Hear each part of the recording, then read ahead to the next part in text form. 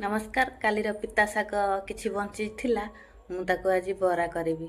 चलंतु देखिया बरा रे कौन कौन पकईछि, बरा केमिति करूछि। एठी अरुआ चाउल को मु ग्राइंडिंग करिवि, तादरे लंका आ जीरा अदा रसुण दे देछि आ देबी पिता शाग देकी मु ग्राइंडिंग कर देबी। पिता शाग को मु चिकन करी बाटी आनी से लुण पकईकी एथर बरा कर नेबा। पानी पकईबेनी बाटिला बेले, बिल्कुल भी पकईबेनी। शागर जेतिकी पानी बाहर चाउल आ मसला सब बाटी हो। ये कढ़ाई रे गोटे गोटे बरा मु तैयारी करदेली।